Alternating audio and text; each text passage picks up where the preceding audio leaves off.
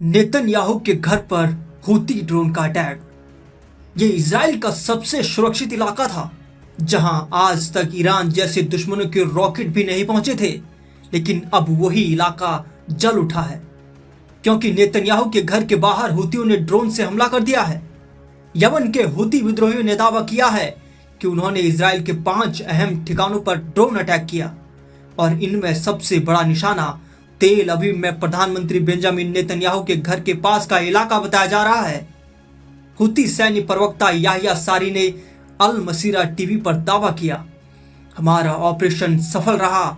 हमने Ben Gurion airport, तेल अवीव के सैन्य लक्ष्य, इलियट पोर्ट, रेमन एयरपोर्ट और अस्दोद में महत्वपूर्ण स्थलों को निशाना बनाया। तेल अवीव, जहां इजराइल का सबसे सशक्त एयर डिफेंस है, जहां आयरन ड्रोम से लेकर एरो मिसाइल सिस्टम तक हर स्तर की सुरक्षा है, उसी इलाके में हूतियों का ड्रोन पहुंच गया और धमाका कर गया। हूती सैन्य प्रवक्ता याहिया सारी ने हमले की जिम्मेदारी लेते हुए कहा कि समूह ने फिलिस्तीन 2 हाइपरसोनिक बैलिस्टिक मिसाइल से हवाई अड्डे को निशाना बनाया था।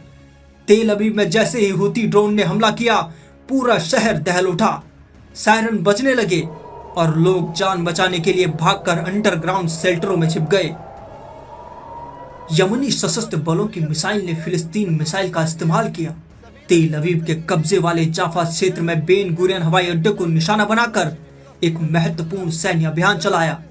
ईश्वर का शुक्र है कि अभियान सफलतापूर्वक अपना उद्देश्य पूरा कर पाया, जिससे 300 से ज्यादा कस्बों और शहरों में सायरन बजने लगे और लाखों जायोनी शरणार्थी सुरक्षित स्थानों पर पहुंच गए और हवाई अड्डे पर हवाई यातायात ठप हो गया। हूतियों ने इजराइल के खिलाफ तब तक हमले जारी रखने की भी कसम खाई है जब तक कि उनके अनुसार गाजा पर आक्रमण बंद नहीं हो जाता और फिलिस्तीनियों पर ये नाकाबंदी नहीं हटा ली जाती। ये हमला उत्तर पश्चिमी यमन के होदेइदा बंदरगाह पर इजरायली हवाई हमलों के कुछ घंटों बाद हुआ।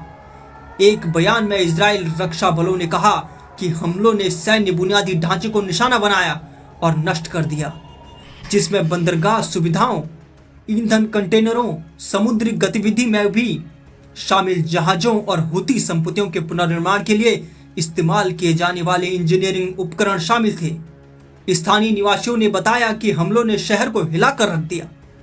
आग और धुआं बंदरगाह से कई मील दूर तक देखा जा सकता था।